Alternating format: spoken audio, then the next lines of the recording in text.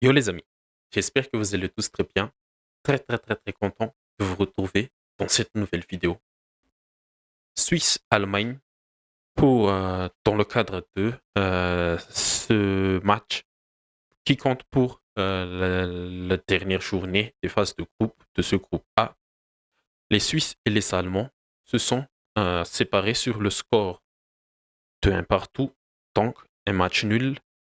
La Suisse a marqué en premier et a complètement surpris l'Allemagne par le but de Tandoi à la 28e minute et l'Allemagne a été sauvée par son joker de luxe, Niklas Füllkrug, dans les temps additionnels de la rencontre. Bon, ce que on peut dire de cette rencontre, c'est que pour l'Allemagne, pour la Suisse d'abord, ils ont fait un match parfait pour moi. Ils ont mis en difficulté l'Allemagne et c'est la première fois que les Allemands ont fait face à ce type d'adversaire, l'adversaire qui n'a pas peur de presser, d'aller vers l'avant et d'être un peu plus agressif dans les duels parce que c'est ce qu'a fait la Suisse ce soir. Ils sont ils sont mis en difficulté les Allemands et les Allemands sans Füllkrug auraient perdu cette place, cette première place. Oui, certes, elle était déjà qualifiée pour les huitièmes de finale, quel que soit le résultat de cette rencontre. Mais le plus gros enjeu, c'était de terminer en tête de ce groupe. Et les Allemands peuvent vraiment remercier Füllkrug parce que dans le match, ils n'ont pas été bons euh, par rapport au match contre l'Écosse et la Hongrie.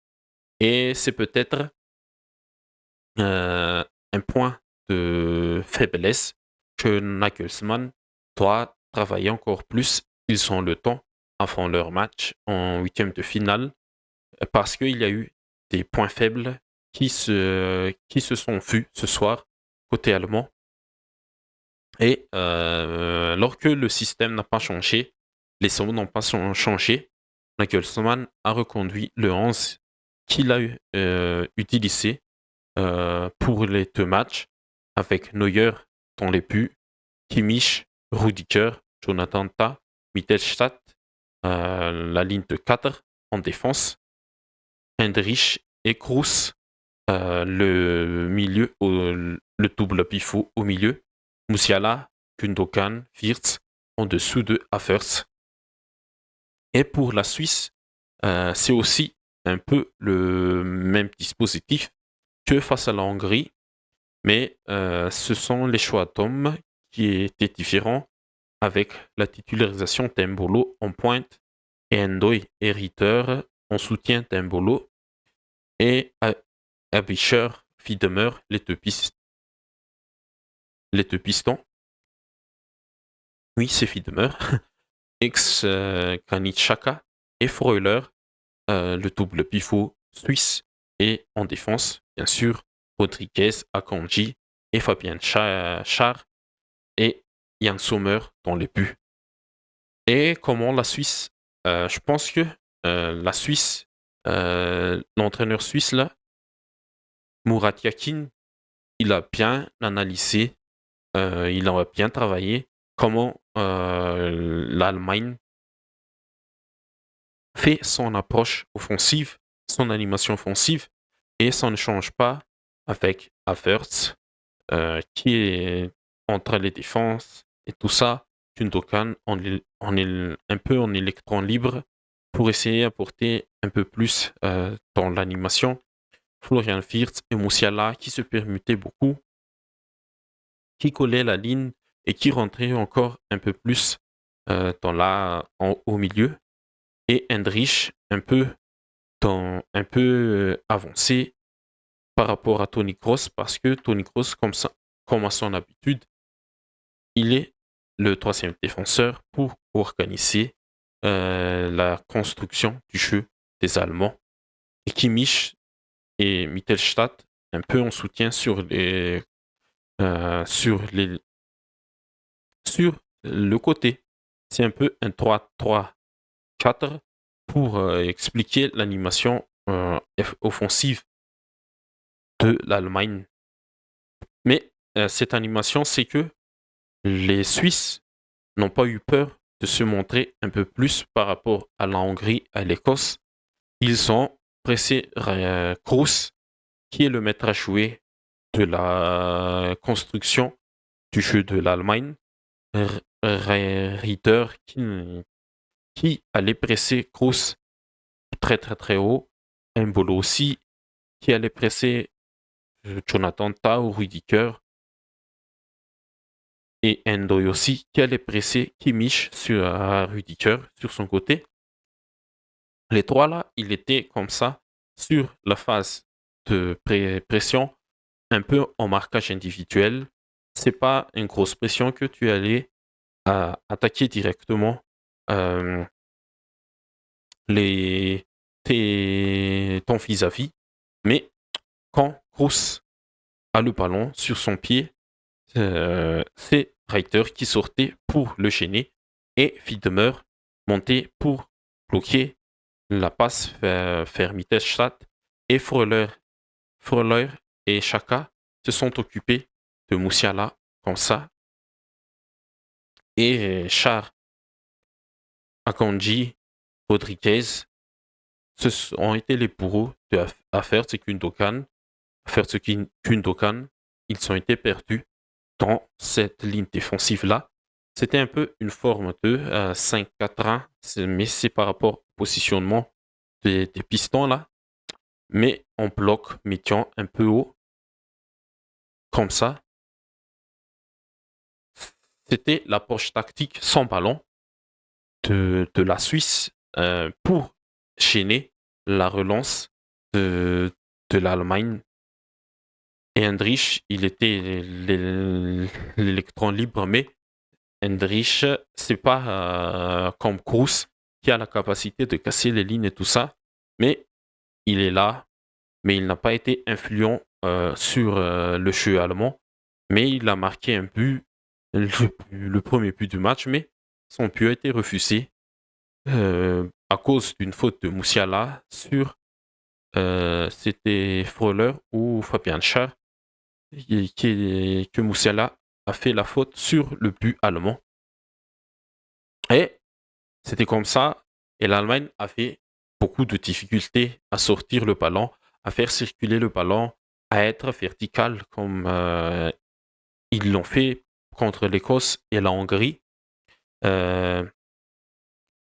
Et c'est là que quand le collectif ne marche pas bien, on attend des exploits individuels de la part de Moussiala et de Wirtz.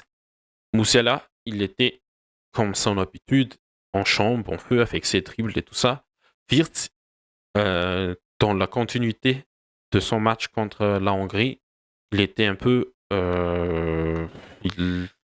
il était un peu moins au-dessous de Moussiala sur l'influence du jeu qu'il doit proposer pour essayer de créer du danger pour l'adversaire. Et j'ai bien aimé l'approche tactique de la Suisse par rapport à ce pressing-là, un peu médian, tout ça, parce que en individuel, tu peux chaîner le porteur du ballon et les autres fermer la passe, la ligne de passe pour que l'adversaire n'avance pas dans son jeu. Et des fois, même, les Suisses, ils étaient hauts pour asphyxier cette relance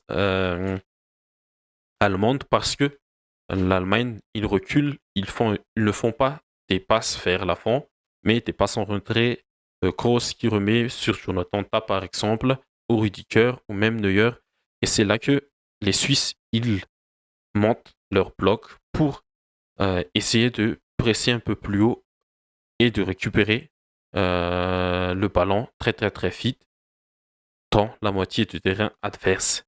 Et il y a eu des séquences, il y a eu des séquences, quelques séquences où ça marchait bien parce que la Suisse, elle a réussi à récupérer le ballon, les seconds duels et tout ça, et à faire redescendre complètement le bloc de l'Allemagne pour qu'elle ne soit pas en danger. Et même si Moussiala et Wirtz, ils ont la capacité d'attaquer l'espace avec leur explosivité, ils ont été bien gérés par ces deux-là, Chaka et Freuler, et Fabian Schär, Rodriguez et Akanji là, surtout Akanji. Akanji, c'était le patron de la défense ce soir. Côté suisse, c'est une très très belle approche tactique et dans la dépense d'énergie, c'était une bonne dépense pour la Suisse. Et c'est de là que vient le but, une, une bonne récupération. On va voir le but de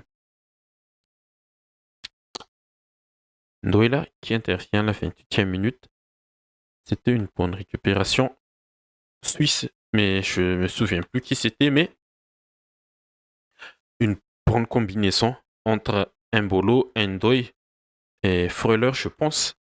Et Ndoye qui a continué sa course dans la surface de réparation sous Rudiger. Et c'était Abischer même qui s'était projeté pour mettre un centre parfait hors de portée de Neuer qui a anticipé le centre en, dans cette zone-là. Si vous pouvez revoir les images, c'est un peu plus clair par rapport à mon petit tableau là. Mais un but suisse très très très collectif, très belle construite, récupération haute, combinaison en deux touches maximum et projection rapide des joueurs de côté avec Ndoye. Et c'est bien mérité pour la Suisse, pour son ouverture de score, parce que elle a vraiment mis en difficulté l'Allemagne, comme je l'ai dit. C'est la première fois que cette équipe allemande a fait face à un adversaire de ce type-là qui leur met la difficulté. Et c'est là que Nagelsmann doit chercher une autre approche parce que face à cette adversité-là aussi, je pense que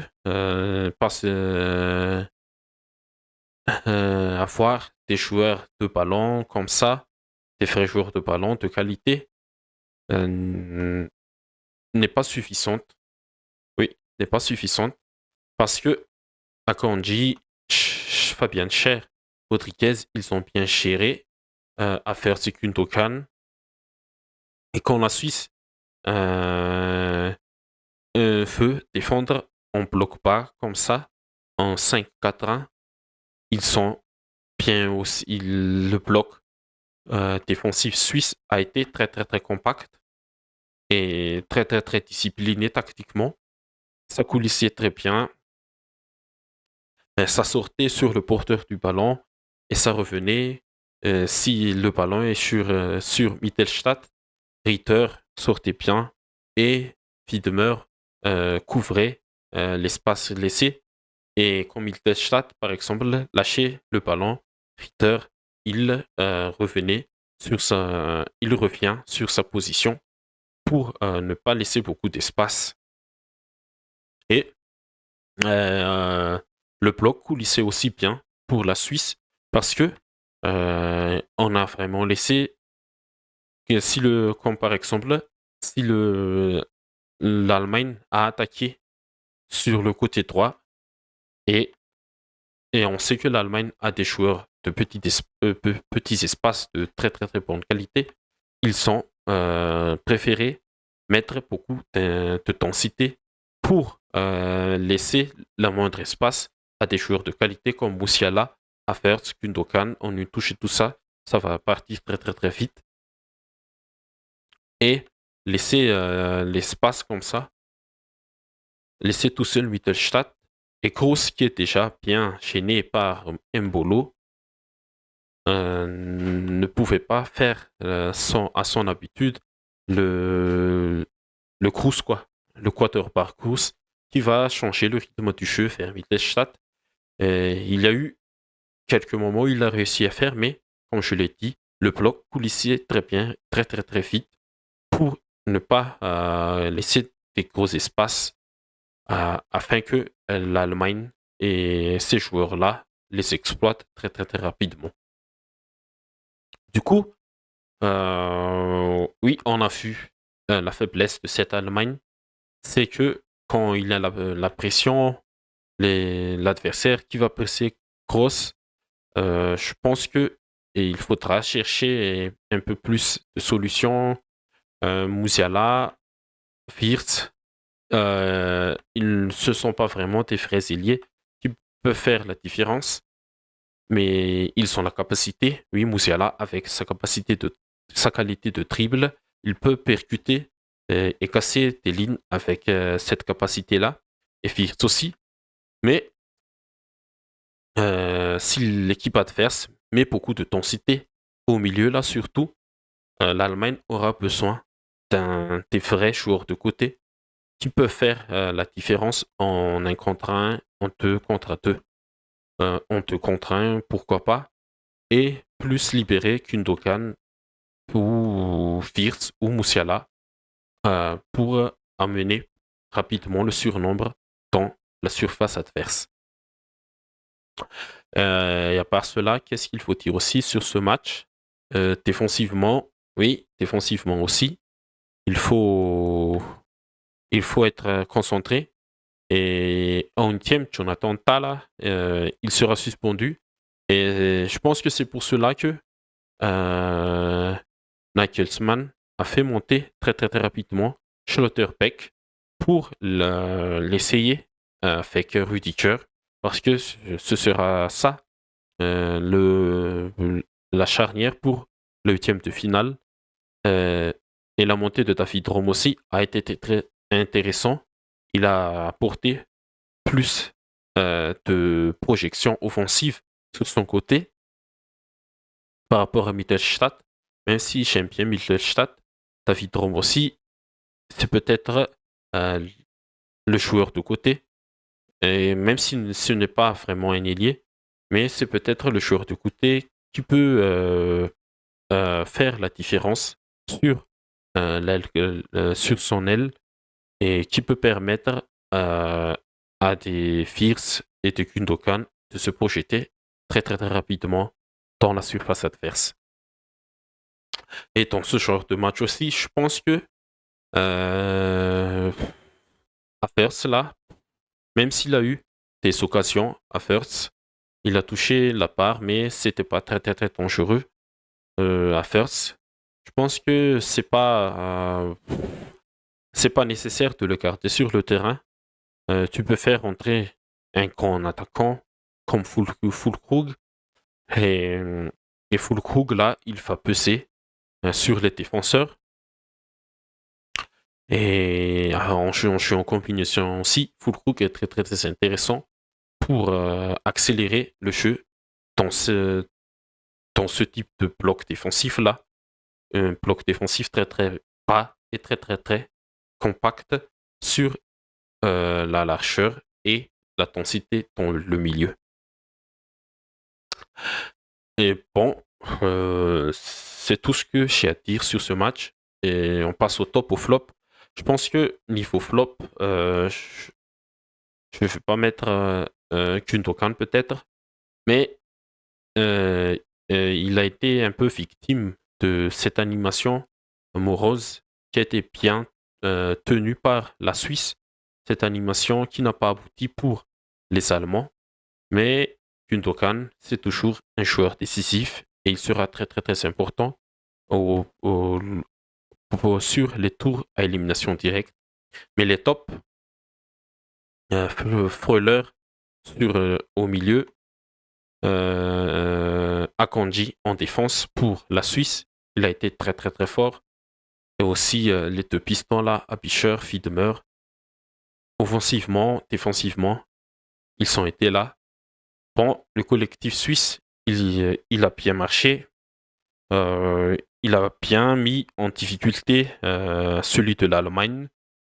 Et s'ils ont remporté cette rencontre, euh, il aurait, il aurait bien mérité. Ce ne sera pas une victoire volée, mais une victoire bien méritée.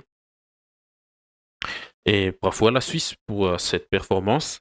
Et attention à l'équipe qui va les s'affronter en huitième de finale, là, parce que ce sera une équipe pas facile à bouger s'ils montrent encore cette performance-là, s'ils font encore cette performance-là qu'ils sont faits face à l'Allemagne. Et dans l'autre match de ce groupe, euh, Écosse-Hongrie, victoire de la Hongrie 1-0, 0-1 sur un but de Kevin Sopot à la toute fin, 90 plus 10 là. Le match, bon, j'ai un peu mis en double écran, mais le match n'était pas vraiment emballant. L'Écosse, je ne comprends pas pourquoi l'Écosse n'a pas montré plus de choses, alors que avant, avant cette rencontre, c'était eux qui a fait leur destin en main pour aller chercher une place en meilleur troisième, une victoire dans ce match-là, et ils auront eu 4 points, même avec un colavirage très très très négatif là. Auront eu leur chance de se qualifier en huitième de finale, mais là, TDG complètement éliminé de cet euro, comme en 2021. Et petite pensée quand même pour Barnabas Farka, là. Un énorme choc avec le gardien écossais Kun. Il a été sorti sur civière. Ça nous rappelle des mauvais souvenirs de la dernière Euro là. Mais espérons qu'il va s'en sortir de ce choc-là et qu'il va revenir très très vite pour la Hongrie. Parce que la Hongrie, est-ce qu'elle peut encore espérer pour une place en meilleur troisième? On va voir un peu tout ça. Classement. Ouais, avec 3 points, tu peux passer. Mais le goal average négatif, là, c'est très, très, très difficile. Tous les autres, là, même dans le groupe B, une victoire de la Croatie. 4 points pour la Croatie. Match nul entre. Et l'Italie passerait troisième. Si l'Albanie ne batte pas. Attention, si l'Albanie ne batte pas l'Espagne. Mais je pense que la Hongrie, sa qualification pour le huitième de finale, là, en tant que troisième, meilleur troisième, et je pense que c'est très très très maigre, surtout par rapport à cette colavérage -3 là. Mais on verra, on verra. Peut-être qu'il y aura des surprises dans cette rencontre. Il y aura encore beaucoup de surprises lors de ces derniers matchs là. Mais on verra pour la suite de cette troisième journée de ces phases de groupe. Bon, partie prono maintenant. Bon, je ne sais pas pourquoi j'ai mis Écosse-Hongrie, mais l'Écosse est éliminée. Euh, mon prono n'est pas passé. Alors que sur celle-ci, merci Fulkrug, quand même, un partout Suisse-Allemagne, mais les Suisses ont marqué en premier par l'intermédiaire de Ndoye. Mais le score est passé un partout. Et demain, on aura Croatie-Italie. Oh, quel match encore une fois. Croatie-Italie et Espagne-Albanie. Là, c'est le match. C'est le match du match. À part le choc Italie-Croatie, Italie et Espagne en deuxième journée là. Et c'est un match décisif parce que on va voir le classement. Si la Croatie remporte ce choc contre l'Italie là, il passe deuxième si l'Albanie ne batte pas euh, l'Espagne et l'Italie. Oh, attention, hein. Attention ce groupe B, hein. Imaginons un peu que l'Espagne se fait battre par l'Albanie. L'Albanie passe en 4 points et passerait deuxième si la Croatie ne fait pas un score contre l'Italie. Attention, attention. Mais je pense que ouah, c'est difficile. L'Italie, elle n'est pas mauvaise. Elle a, elle a juste été victime de l'Espagne comme la Croatie. Mais je pense que l'Italie, est-ce qu'elle va s'en sortir?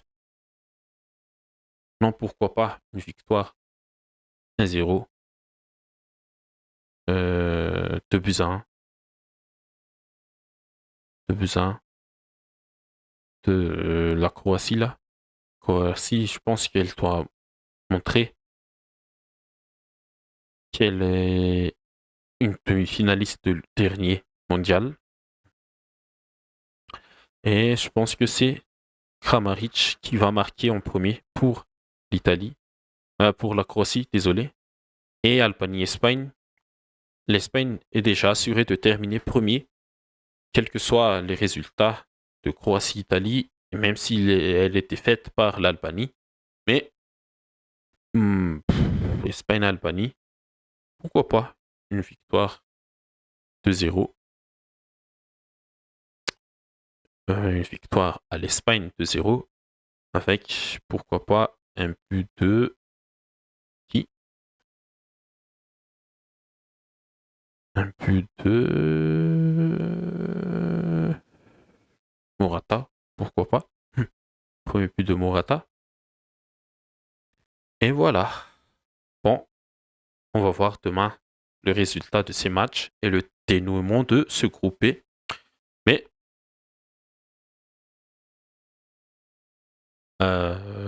c'est tout, les amis, pour cette vidéo. J'espère que vous avez aimé. Si c'est le cas, n'hésitez pas, comme d'habitude, à liker, à commenter et à partager. Et surtout, n'hésitez pas à vous abonner pour ne pas rater les prochaines, euh, les prochaines vidéos de 7 euros. Merci à vous tous et à la prochaine.